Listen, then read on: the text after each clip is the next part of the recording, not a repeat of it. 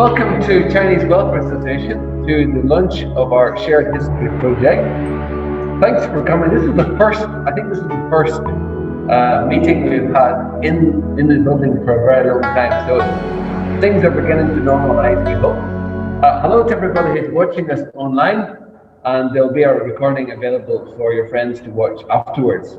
We have deliberately selected a range of speakers for our short event this morning to give you a taste of where we want to be at the end of the project. And I think by the end of today, you should understand the key components that will make the I project work. We have already been working for the last month. We have a person post, Alex, who we'll be hearing from later. We've got a website. It's brand new out of the box and unwrapped. So we're kind of at that stage where we're about to explode with a range of activity after I have a week of annual leave, which I'm looking forward to. Anyway, without any further ado, I just want to welcome our chair, Danny Wong, MBE, who is the chair of both the Chinese Welfare Association and also from the Chinese Chamber of Commerce. Welcome, Danny. Good morning to everyone gathered here today. Firstly, I would like to take this opportunity to thank the Shared History Fund for their generosity.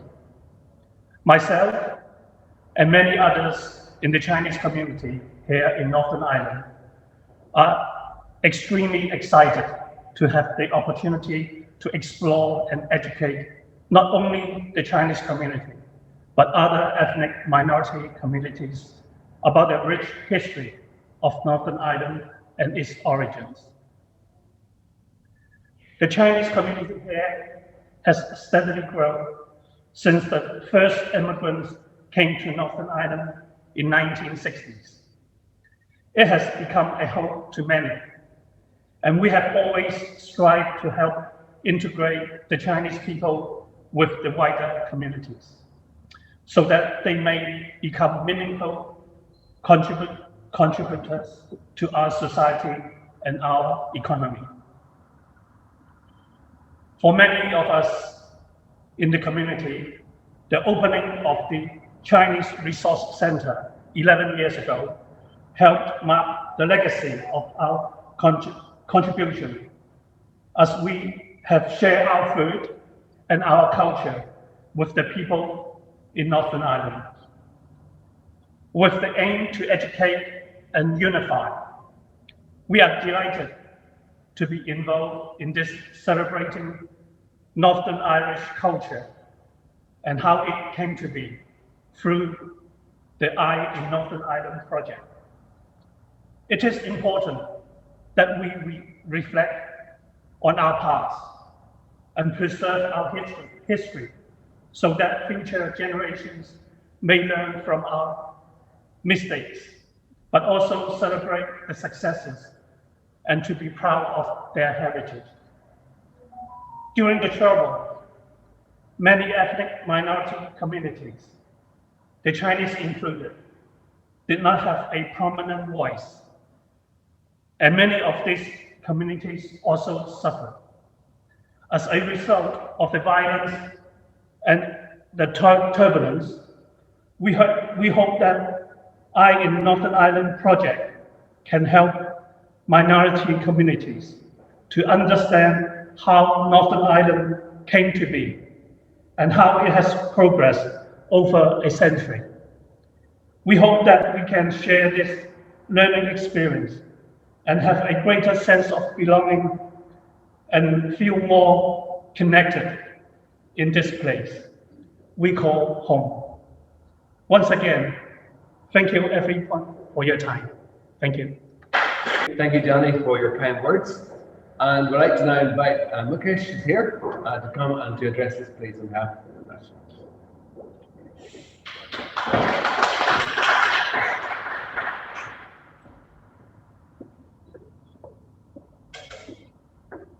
Good morning, ni hao, and thank you, William. Mr. Chairman, most esteemed and distinguished guests, thank you for your very kind invitation here today. It's an absolute pleasure to be here on this exciting project. Congratulations on the award, this funding from the Shared History Fund. in such an interesting and exciting project. It brings together a lot of diverse communities, their thoughts, their history, their journey, and their heritage.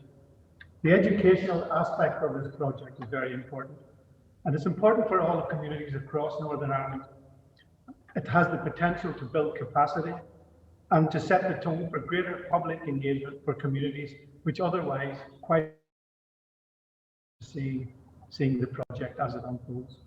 The Shared History Fund was a £1 million fund which we distributed in the National Lottery Heritage Fund on behalf of the Northern Ireland office. It was very much oversubscribed, and the congratulations is not only for receiving the fund, it's for receiving the fund in such a very competitive environment. Normally at this stage I would be thanking lottery players for their contribution to this funding, but in this case it's not lottery money. It's money that we're distributing on behalf of other organisations, and that is a pattern that we are seeing in the National Lottery Heritage Fund quite a lot. We've distributed funds on behalf of the Department of Communities here, and across the UK.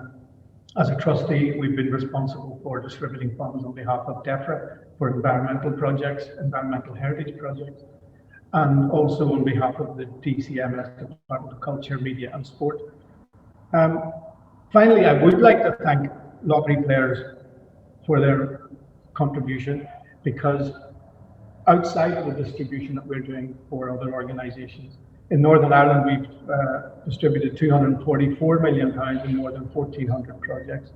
Projects such as the Nomadic, Mourne Mountains, HMS Caroline, Giant's Causeway, Lough Neagh, the list is endless. And our work supports education, heritage, volunteering, job creation, tourism, diversity, and many, many other things. And we at the National Heritage Lottery Fund are very proud of the work that we do.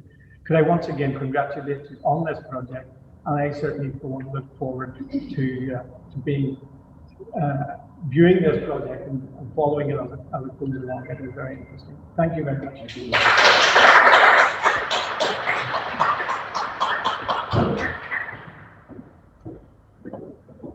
Thank you, Mukesh. Now, we're going to hear now exactly, I suppose, what the project will break down. It's got three parts, and one is going to come now. Will lecture solutions and kind of give us the overview of what the project's about. Thank you.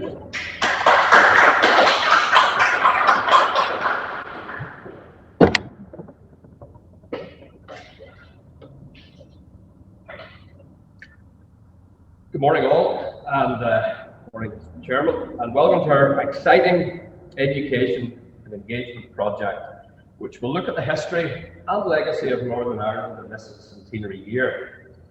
It will work alongside other shared history projects, helping Chinese and other BME communities to learn about where they now live, to reflect on the complex and often contested history of this place, before hopefully equipping and facilitating them to engage in the current conversations around the centenary, and also within wider community, civic and cultural life of Northern Ireland. By way of explanation, I should say that this project is both the result of and part of a wider journey that CWA has embarked upon. I have been privileged to join them on a part of that journey, and hopefully we have some assistance as a guide on it. It is, in a very real sense, a journey of self-discovery, as the Chinese community, for perhaps the first time in over 50 years, has taken stock of their own unique local heritage. As an industrious and self-sufficient community, those first and second generations who made here their home did not have the luxury to consider such things. They worked long hours and achieved much, and it has now fallen to the current leaders of their community to pay tribute to them and the unique contribution they made to life here. Thomas Carlyle, the Scottish essayist, historian and philosopher, wrote in 1830 that history is the essence of innumerable biographies. And in that spirit, when we talk of shared history, we interpret it as telling and sharing our stories. This project is above all else about people. And in that sense, it is a community heritage project, which seeks to lead people on a journey not only of discovery about the past, but also about how that impacts on relationships today and how it helps us to imagine the future. While we may not all agree in the past here, through this project, I hope we will at least agree that it is important to study and engage with it. Further, I hope that in so doing, the skills we develop, the relationships we foster, the conversations we engage in, and the benefits we accrue as individuals and communities will enrich us and engage us further with heritage as we use it all to our advantage. It is that belief, that hope, which inspires the project. Like many things, it's also inspired and guided by ancient Chinese wisdom. As we have developed 3 distinct phases of this journey, we hope you will complete with it. An old Chinese proverb attributed to Confucius says, "Education breeds confidence, confidence breeds hope, hope breeds peace." This is the concept of change we hope to secure through this project. In a modern Northern Ireland, where we still see a divided education system in place 100 years later, and no real agreement around understanding the past, let alone how to teach it, this project aims to distill the collective knowledge of experts and academics, along with the lived experience of local people, to help new audiences better understand Northern Ireland. Confidence has been defined as the belief that you can succeed at something. Knowledge is a key confidence builder, and it allows you to feel a sense of accomplishment, to be more fearless, and to grow in unexpected ways. This confidence and self-assuredness in turn sparks motivation and optimism. And this, I think, is what Confucius means when he says, "I hope towards peace." The Chinese community have a unique place in Northern Ireland. They have been here and have called it home for over half of this country's life. Yet they can still bring, I believe, a fresh set of eyes and ears to the questions that continue to divide people and often defy answers. In a divided education system, we feel there is a need for learning materials that people from both main communities and from all communities can both trust and adopt and use. Our concept is that as an ethnic minority outside the traditional unionist nationalist blocs, the Chinese community can be an honest broker dealing with the difficult past. They were not here for that difficult birth of Northern Ireland. They have not taken sides in the conflict that followed. I believe they've always been fair-minded in their dealings with both communities and have worked through the darkest days, as Daniel said, to provide support and services to both communities that they have lived alongside and through the Troubles.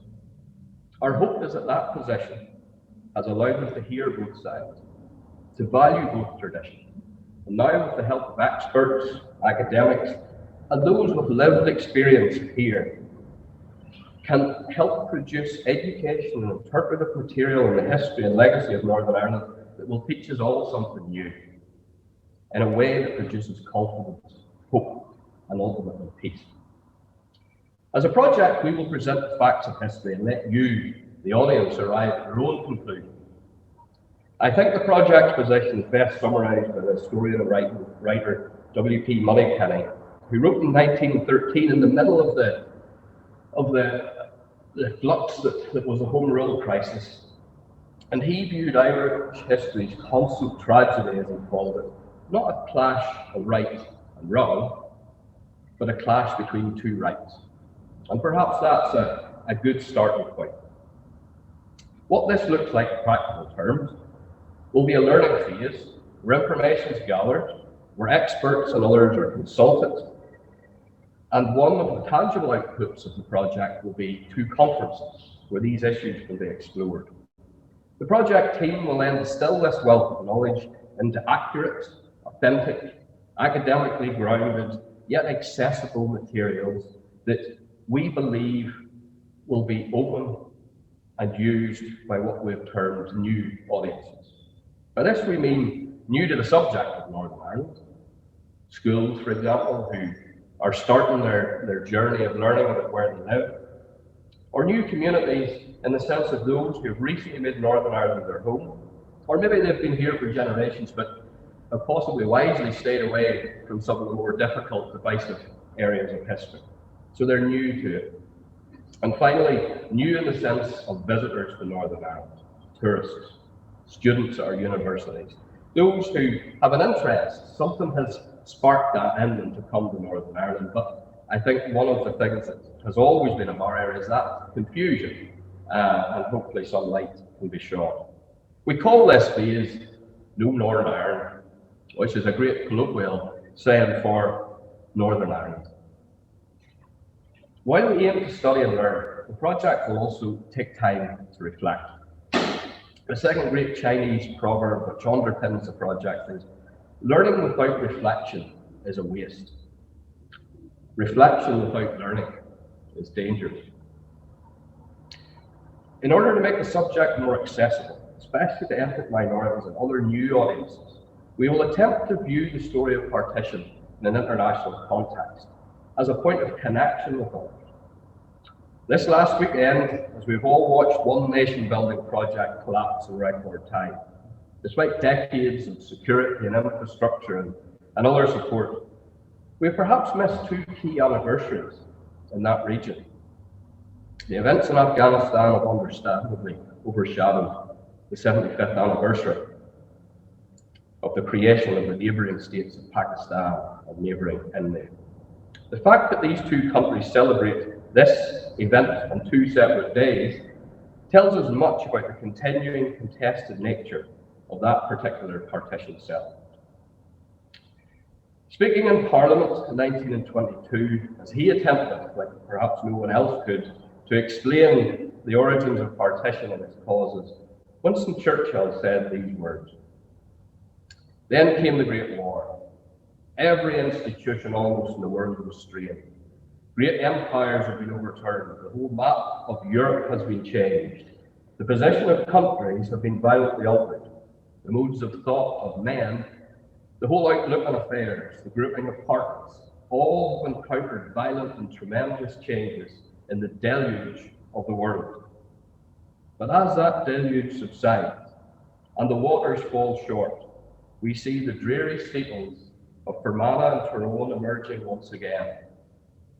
The integrity of their quarrel is one of the few institutions that has been unaltered in the cataclysm which has swept the world. That says a lot for the persistency with which Irishmen, on one side or the other, are able to pursue their controversy. It says a great deal for the power which Ireland has, both nationalist and orange, to lay their hands upon the vital strings of British life and politics, and to hold, to dominate and convulse year after year, generation after generation, the politics of this powerful country. I think those words are possibly as true today as they were in 1922. And while there is a place to study those dreary Fermanagh and Tyrone steeples, we would like to soar above them, and above the flood waters and search for land, for points of reference, for points of familiarity, to reflect on them, what we can learn from other partition settlements internationally, and possibly what they can learn from us. As Confucius explains, reflection is what we have learned by thinking and the results we get by applying that knowledge. Learning is only useful if we connect the learning within our own minds.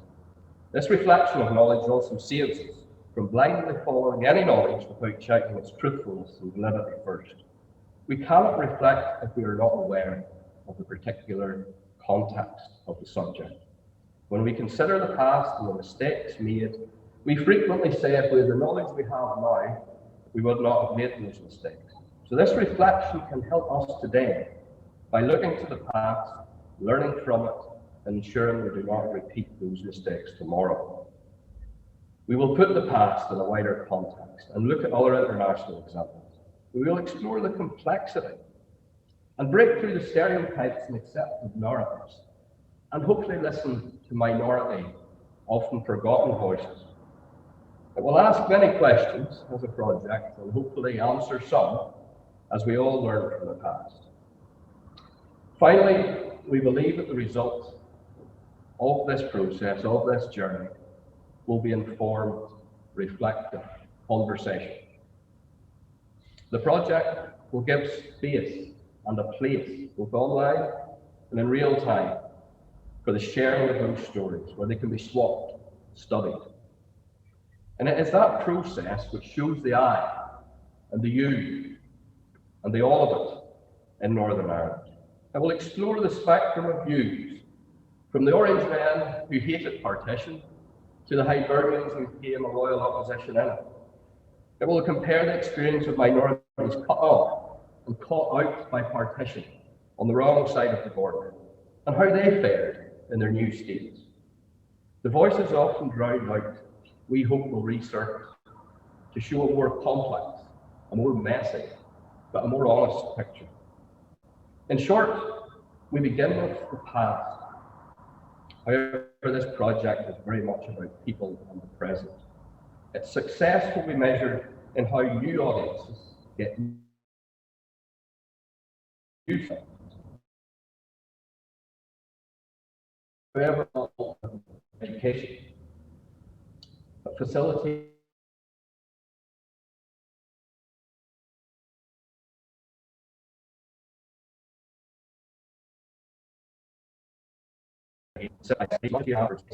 the new Northern Ireland.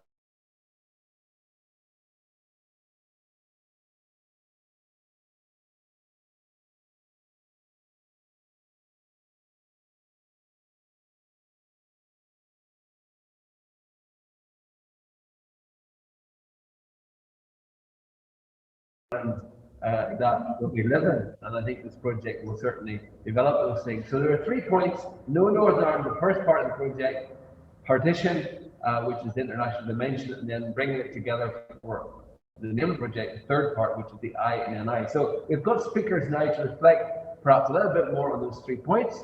So without any further ado, I'd like to invite you, Jason, to come and speak on that first part. Thank you.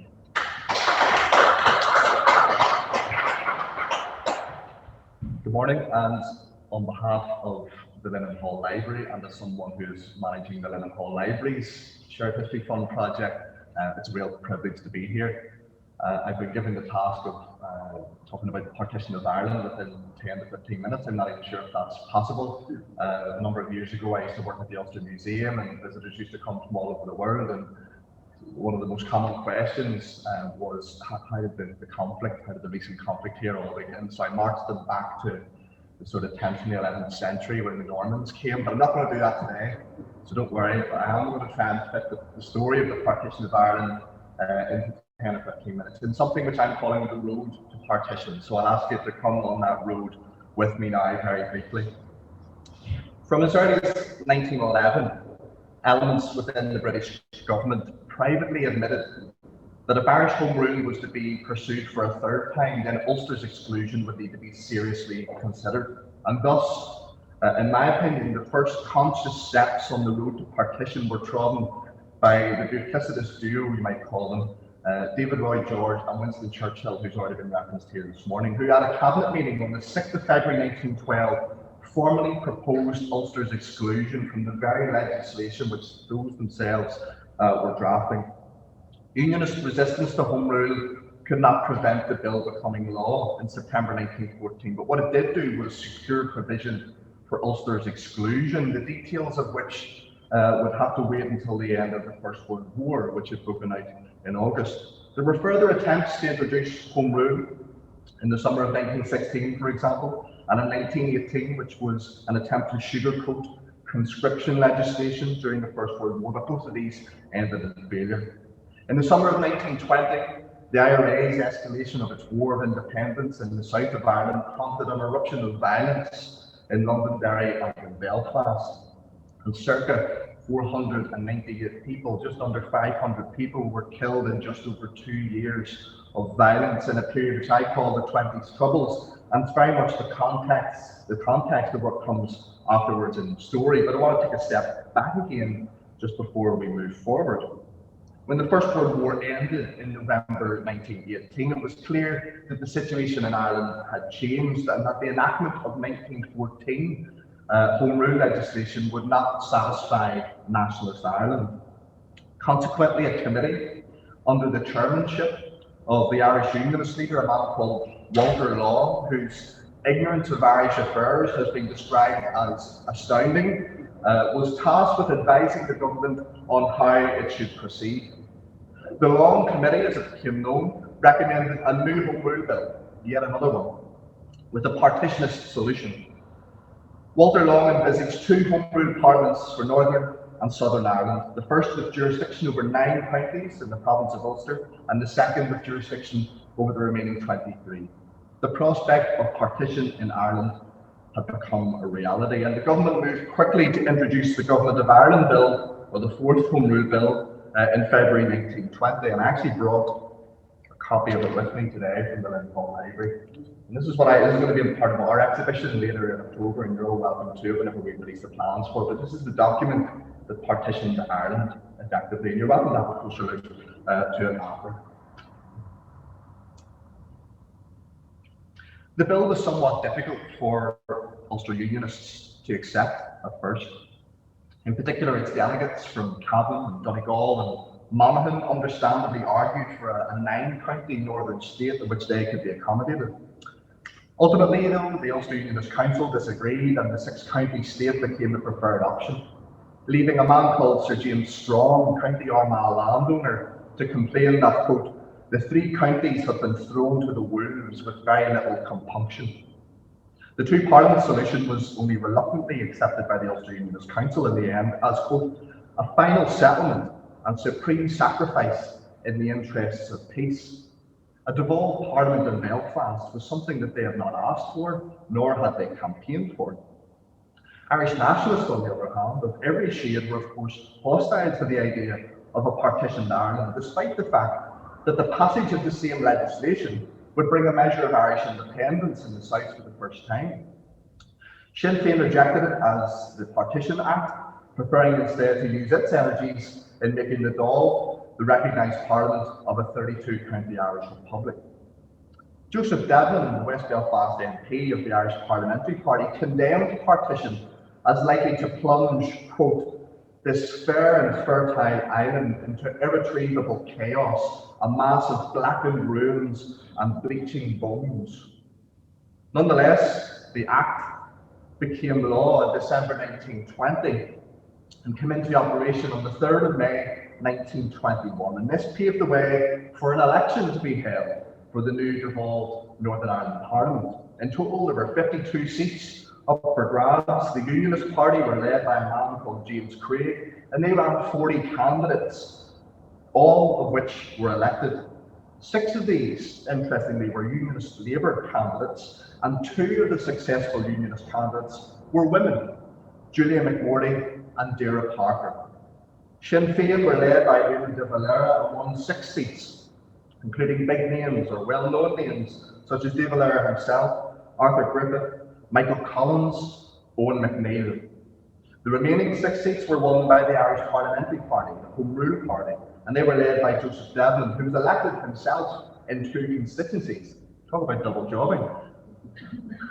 In the South, not a single seat was contested, and Sinn Féin used this occasion as a means to electing its second Dáil.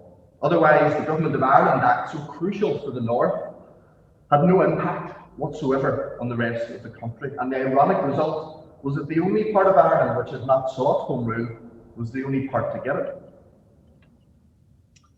So newly elected members of the Northern Ireland Parliament, they met for the first time on the 7th of June 1921 at the Union Theological College beside Queen's University of Belfast. Nationalists and Sinn Féin Irish Republicans both abstained from what they described as a partitionist parliament, and that this left Unionism in complete control of the new government.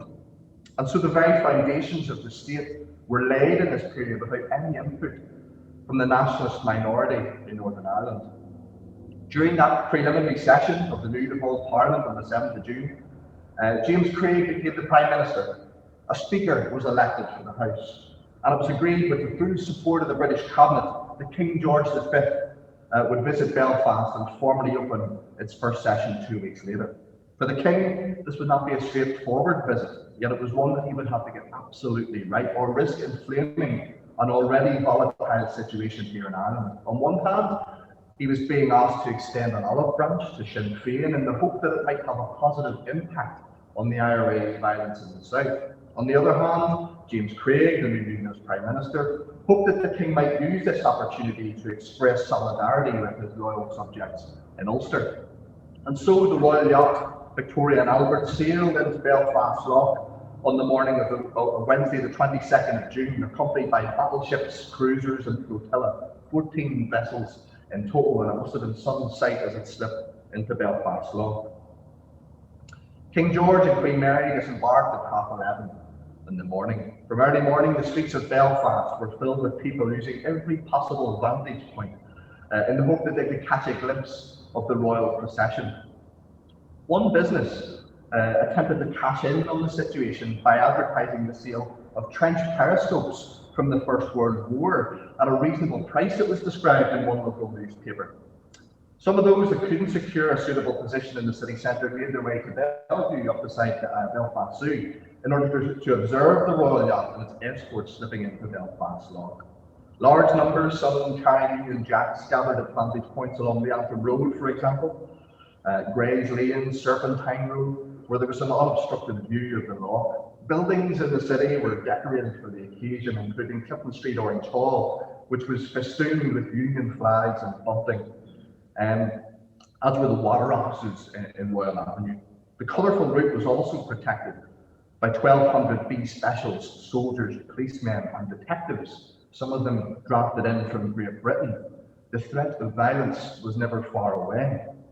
Upon arriving at Belfast City Hall, their Majesties were met by James Craig, and at around 12:30 p.m. the King and Queen were escorted to their thrones in the City Hall. After formalities and prayers, a copy of his speech was handed to the King, which he stood to deliver. And he began, I'm not going to read it all, don't worry.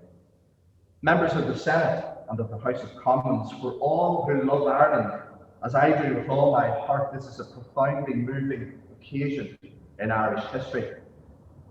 The King spoke of his hope that this would go some way towards resolving the age-old Irish question, and his confidence that the Northern Parliament would conduct itself with the same patriotic devotion, as he described it, which the people of Ulster had demonstrated during the First World War. He continued, "My hope is broader still.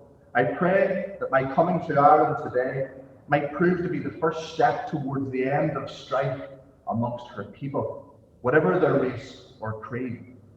In that hope, I appeal to all Irishmen to pause, to stretch out the hand of forbearance and conciliation, to forgive and forget, and to join in making for the land they love a new era of peace, contentment, and goodwill."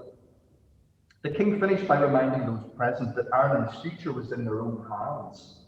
He said, "May this historic gathering be the prelude of the day in which the Irish people, north and south, under one parliament or two, as those parliaments may themselves decide, shall work together in common love for Ireland upon the sure foundation of mutual justice and respect." George V had delivered a statesmanlike speech, one of goodwill, despite the clear lack of goodwill in Ireland at that time. It might also be described as a peace processing speech in which he issued a plea for reconciliation in Ireland, the first, you might say, of many such speeches which have been made during the 100 years of the state's existence. That the royal visit passed off without any major incident was a huge relief to those who were involved in its logistics. And at the docks, just before boarding the royal yacht, the King had a final few words for James Craig. He said, "I can't tell you how glad I am I came, but you know my entourage were very much against it." To which James Craig replied, "Sir, you're surrounded by pessimists. We are all optimists over here." Ultimately, though, the royal visit and the King's speech in particular did have a positive effect on the situation in Ireland. These were among the first meaningful steps towards the truce on the 9th of July, followed by Sinn Féin attending Downing Street for talks that would eventually lead to the signing of the Anglo-Irish Treaty on the 6th of December 1921. And with that, the road to partition was well on the way to being complete. And just to finish, I think of what I've heard here today already from your excellent project. I think it shares some of the same values as the King's speech 100 years ago. Your project will help us to stretch out the hand of forbearance and conciliation And it will also have a positive effect on all those who care to engage with it. Can I take this opportunity to wish you all the very best of luck with it? And I very much look forward to perhaps our two projects collaborating in the near future. Thank you.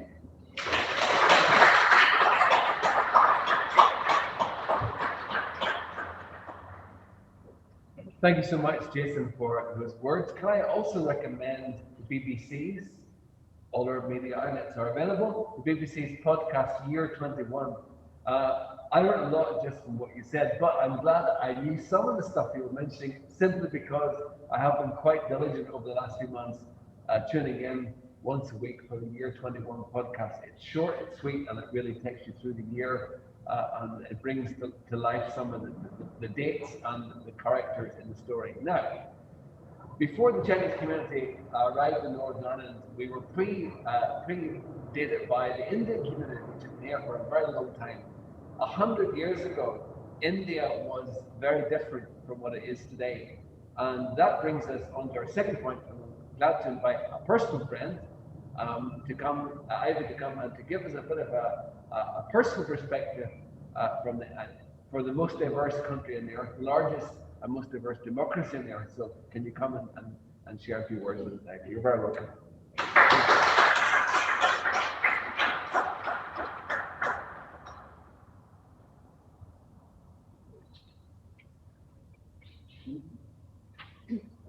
Good morning, everyone.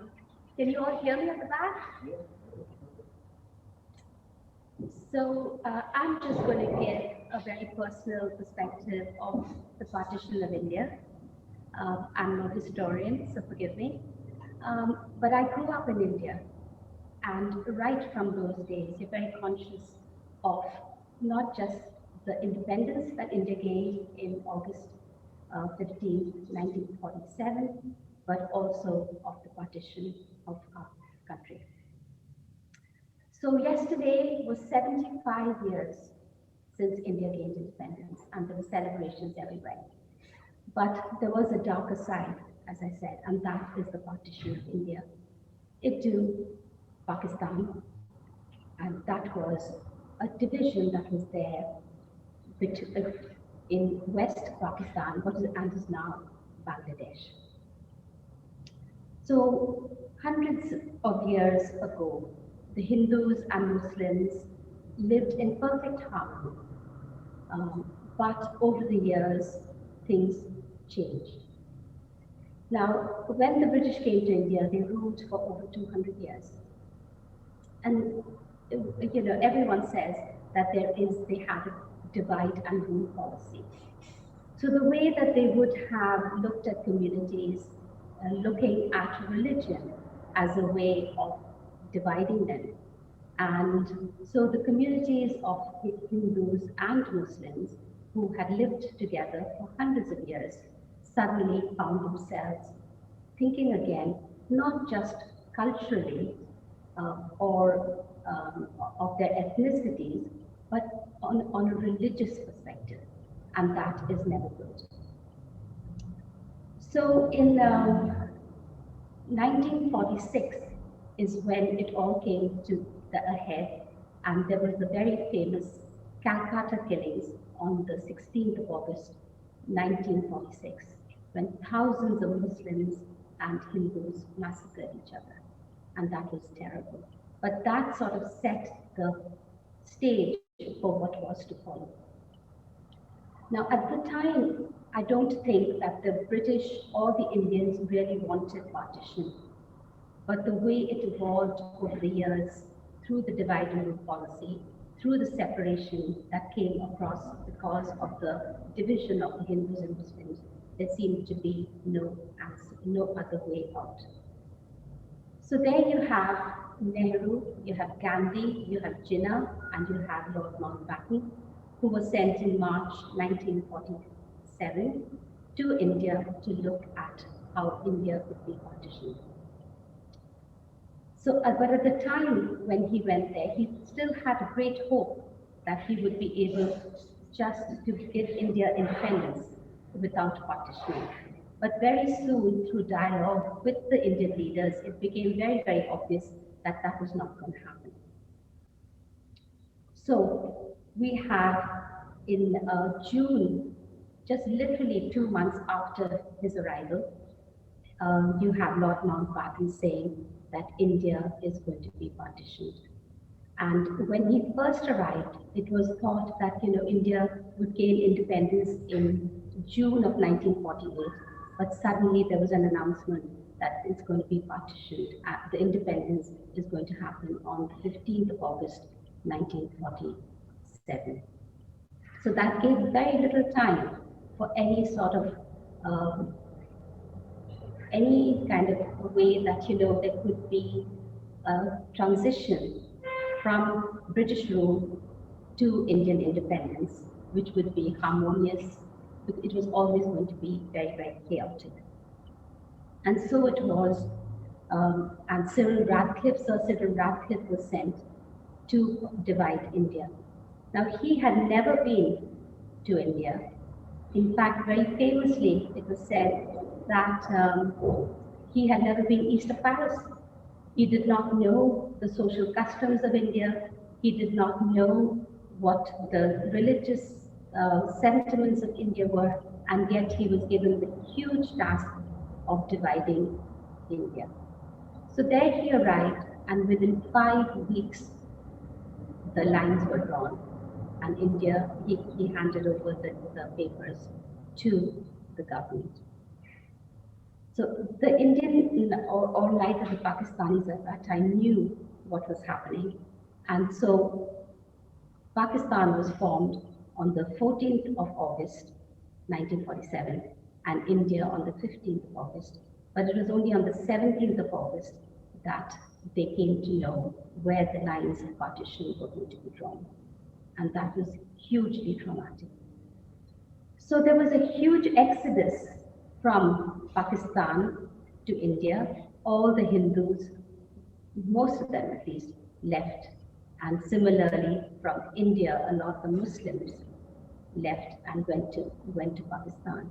So that was the huge migration that was there in those days.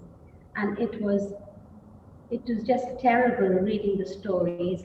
And even today, there are people who are recording the oral histories of partition. And you see the terrible tragedy and the kind of violence that was there brought upon with each community. Now, both communities were equally at fault. There were Hindus who were killing Muslims, Muslims killing Hindus, Sikhs killing Muslims. So they say that the displacement at that time were about 14 million people transitioning either to Pakistan or to India. And over 1 million people were killed, and hundreds of thousands of women were raped, and there were thousands of women and children who jumped into wells to escape being raped, and that was a terrible tragedy. So when I look back and I think of partition, I can only think of it with regret. Nothing good has really come of it.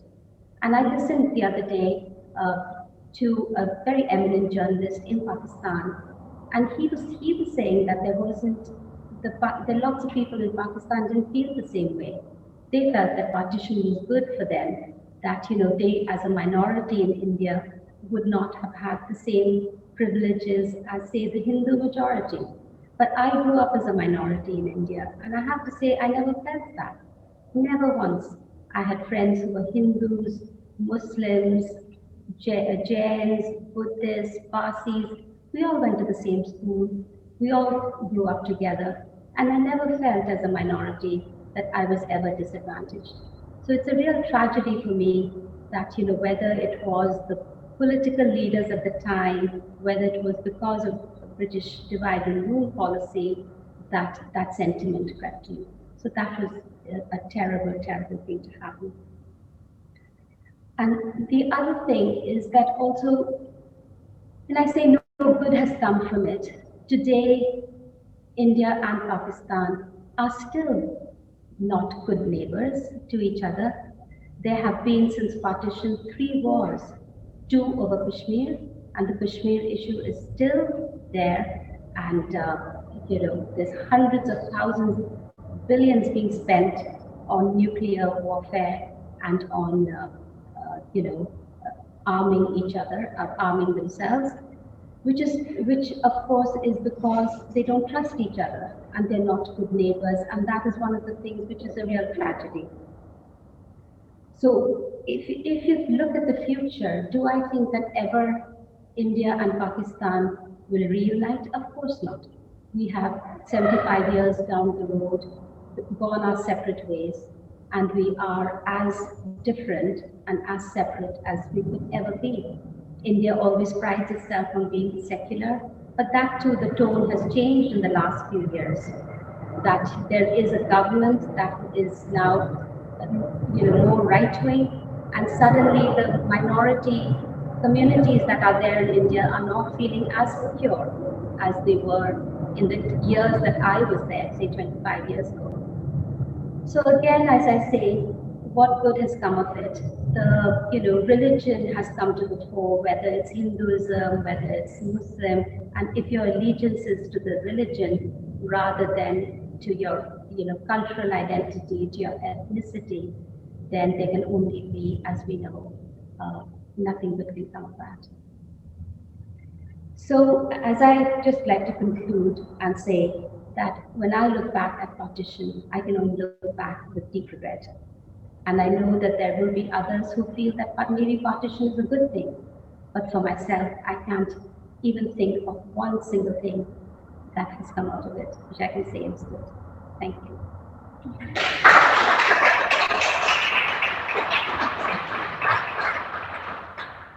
Thank you, Ivy. That was a very personal story, and you did bring up the subject of faith, how faith and religion can be used in a very divisive way. One of the things I discovered as I learned Chinese at the beginning was that when I was describing the word Protestant and Catholic, the Chinese translation of those two words are a description of religion. So I had to explain to people that, well, this guy might be a Protestant, but they don't necessarily believe in God. And it's like, well, that doesn't make sense. And maybe that's a wee bit of a hint of the kind of how the language that we use, Protestant Catholic, which have religious connotations, have evolved in the context of Northern Ireland to be something else, to be a part of a political identity as well. We're so glad to have represented in our audience a few members of our Polish community. I see Dorota from Kultura, which of course is resident here in the centre. I see my good friend Barbara at the back from Polish Sisterhood. We've been working with them over the last year. So we pride ourselves in the Chinese community with having a very close link, probably beyond any other minority group.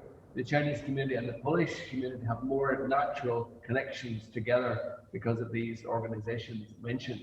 I'm delighted too that the project officer for this project is also someone from Poland. And I'd like to invite Alex to come now and to really conclude the remarks on the project by describing that third part of the project, which is the I, which is very much a personal lived experience of life in Northern Ireland in recent years. So Alex, you're very welcome.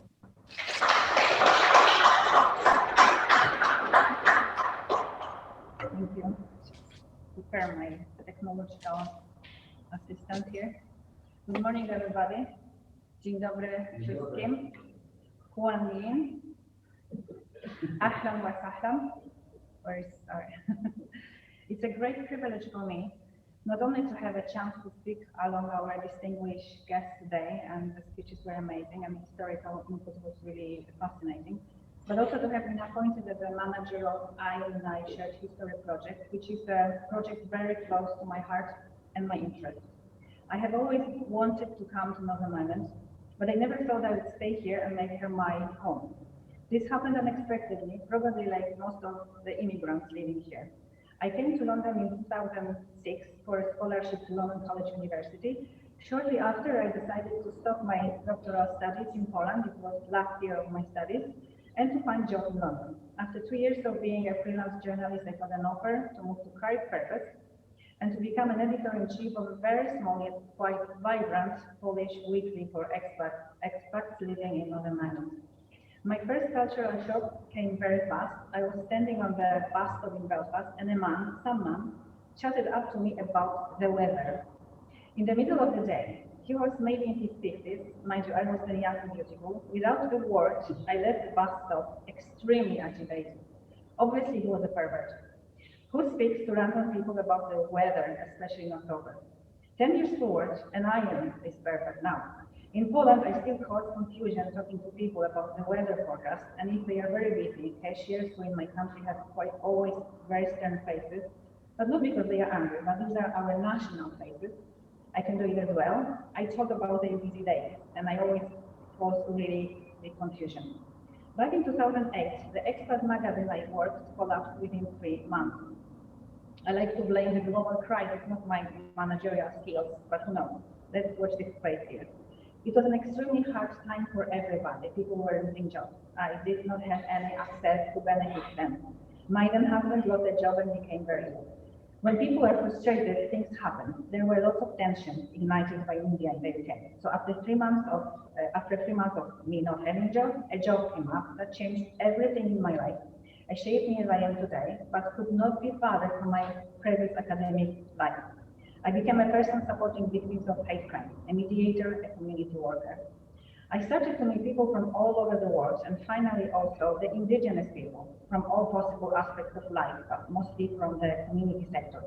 The term community was not then used that widely in Poland. In fact, I had difficulties to translate it without having to putting the meaning in context. They were eager to know everything about Poland, as much as I wanted to learn as much as possible about Northern Ireland.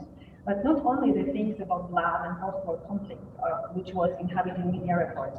Knowing from the history of the countries I studied about and taught in my previous academic life, and from many conversations with young people in Northern Ireland, especially from underprivileged backgrounds, I understood that some phenomena and trends can be traced back decades, if not centuries back, and sometimes knowing that can solve some problems, can help solve some problems.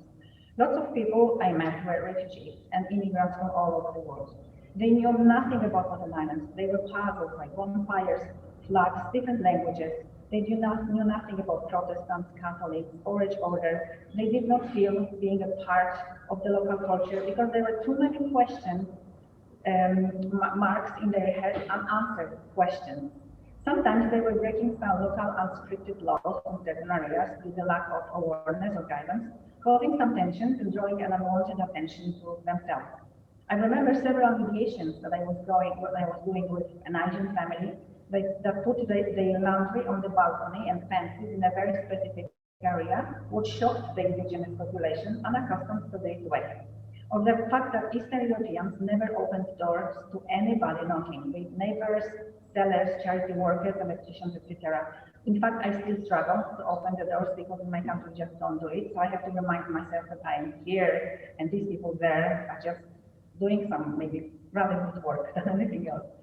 Or a funny one, when a loving wife was tenderizing meat every day, a Polish wife, to prepare a lovely Polish pork chop for her husband, and at the very same time, her neighbor, local neighbor, indigenous neighbor, was putting his head to sleep after driving his taxi all day. She did not know English. He thought the noise was suspicious. Now they are friends. It took many meetings to change this. There were some sinister mediations though, but because you all know the nature of this place. But this is just a background. The more I learned about the indigenous populations, the more I learned about the fact that immigrants need to be assisted in learning about this place to create their sense of belonging. The more I studied the local history, the more amazing stories I discovered showing we are all linked. 10 years ago, Northern Ireland emerged from the political impasse, which is now home to people using more than 100 languages. When she was created, there were already Italians living in so-called Little Italy in Belfast. Morelli ice cream that we all like, which won many awards in 20th and 21st century, were getting popularity in Craigavon, the recipe of which came with the Italian family from a tiny village from the sunny slope of the Alps. The Jewish community was bigger than it is now. In fact, one of its sons, Chaim Herzog, who was born in Belfast and spoke Gaelic, went on to become the 6th president of Israel. The detailed and beautiful interiors of City Hall were designed by foreign architects, as well as some interiors of the landmark Crown Bar. I met people who opened my eyes to it, and I decided to write a book about Northern Ireland. or actually not about Northern Ireland, as I underscored in the prologue of my book entitled Belfast 1990s, and this is the book. It was republished this year, it was published first time in 2015. It is a book about some people living here and their personal stories that show the changing times, perception, resilience, and in fact, regardless of their sides they seem to be on, how blurred these sides sometimes can be, I discovered how human we are underneath these divisions. I met proud Protestants, proud Catholics, people working very closely and tirelessly in both communities and with both communities, who are happily telling me what shaped them and how much they love this part of the world. In order to understand this place, one needs to learn the history, the beginning, the development. I noticed that the people from ethnic minority backgrounds develop the sense of belonging when they feel welcome. And they feel welcome when they appreciate the local setup. Of course, it's not an obligatory condition. We should let people live. But a sense of the community is extremely strong in Northern Ireland. It would be great to assist newcomers to participate in it. I feel really enriched, as if I was a translator, not a language translator, and enriched, yes, not as a translator, but not as a language translator, but a cultural one. This is a very exciting place to be. I live in the area that I was repeatedly warned against when moving in. And it's obviously not a leafy suburb. Newcomers rarely find themselves in leafy suburbs. It was called as a racist and unwelcoming place in East Belfast. Several weeks ago, a pillar of the community, Mr. Ali, the name is obviously not indigenous name, died of cancer. He was from Pakistan. The streets were filled with mourning, white people in their hundreds. The neighborhood stood still when his family was carrying out the coffin from the typical East Belfast house, and the ladies of the family were covered with hijab. When family of Mr. Ali fasted during Ramadan and closed its shop to break the fast, in my neighborhood with flags and all, everybody respected, wishing the family happy Ramadan. My street is a happy multinational place with British flags. Too. My neighbors are from Romania, China, Bulgaria, Pakistan, Nigeria, Somalia, Sudan, Moldavia, down south, and Northern Ireland, of course. We joke. Our children play on the street together. Nobody has a garden in my area, so children have to play outside, and they are happy mixing all possible languages. And we obviously talk about the weather, especially now with the Nigerian family, who, when the heat wave hit Belfast, was wearing winter clothes, of course. Openness is created when people are not afraid of each other. My book was, happily, critically acclaimed in Poland, and to my great surprise, it was a non-fiction seller for several weeks. I was really shocked. In the summer, so people were probably bored. People wanted to know more about Northern Ireland. They were sending copies of the books to their friends and families in Northern Ireland. One of the greatest compliments for me as a writer was not one of the many nice reviews of professional reviewers, but the fact that once I visited a very impoverished Polish house in Belfast to assist with some welfare issues. In the house where there were no books at all, except of mine standing over the fireplace. And the hosts told me that they were very happy to have read this book because they understood some things about Northern Ireland and stopped being scared. That was, as we say in Polish, a honey on my heart, or as we say, music to my ear. History can be a very scary place, but we need to know it not to repeat these scary parts. Also, it helps one feel connected. Newcomers are in a very difficult place and situation because they leave behind all familiarity. Knowing English is not enough. If one knows English, obviously, but many people don't. A language is just a tool. But once they start learning facts, interpretations, people behind the facts, they start to gain a wider picture. They stop being apprehensive. They start to belong. The reality starts to be more domesticated. So this project has this unique chance of making people feel they belong. It is designed to give them the sense of familiarity, but helping them participate in accepting the most important part of every country's soul, its history. 100 years of history is not much, but we all know how complex history of this place is. That is why we will be using the knowledge and expertise of many historians to untangle this complexity for the sake of understanding the soul of the Northern Irish, British, Irish folk. So I am very happy to be the part of this unique process, and I'm looking forward to work with the specialists, but also with the newcomers, because they taught me so much for all the years working with them and for them. The richness of this exchange, both intellectual as well as emotional, will make us closer together, less afraid, maybe hopeful, and that can be done by learning about the past to navigate the present and the future. Thank you.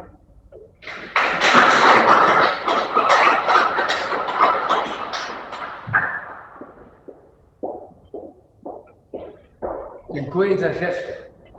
Thank you so much for that, Alex. And I think you brought us very nicely to an end to show us the kind of multicultural Belfast and Northern Ireland that really does exist. And we're so delighted that we can do our part. You mentioned the word of being shaped by history. Well, I think as we are being shaped by history, then history will also shape us. So as we embark on this journey, the I project, then I think all of us should learn more, reflect more, and be able to understand and be better, whatever you call this place, however you identify as being a citizen of this place, but be a better citizen, be a better neighbor, be a better friend, be a better representative in your community. If you want to follow the work that we do, then please follow the I hashtag, and we'll be posting tweets on that. Our website is live today, and that will be an ongoing work, so please log in for that. We will be reaching out to various communities now. One of the first things we'll be asking is how we actually translate our tagline, I in NI, and we're not thinking of a literal translation, we're thinking about in Chinese, in Polish, in Czech, in Arabic, how we can turn this actual title into something that is meaningful. So keep looking at our website, and one day you will see many multilingual translations for what the website's about. But thank you so much for coming. We have, of course, in the spirit of diversity, lots of diverse food for you. I do believe there is blue Filipino cake, which I have had once, and I would definitely recommend it pre-COVID, but I'm sure it's just as good after COVID or during COVID. So thanks for coming. Do mingle, plenty of space here, and do enjoy the food. Don't rush away, and thank you so much for being part. Thank you everyone online who have been diligently watching. We appreciate you, and this will be recorded and put on our Facebook as well, so you can see it. Thank you very much. Thank you.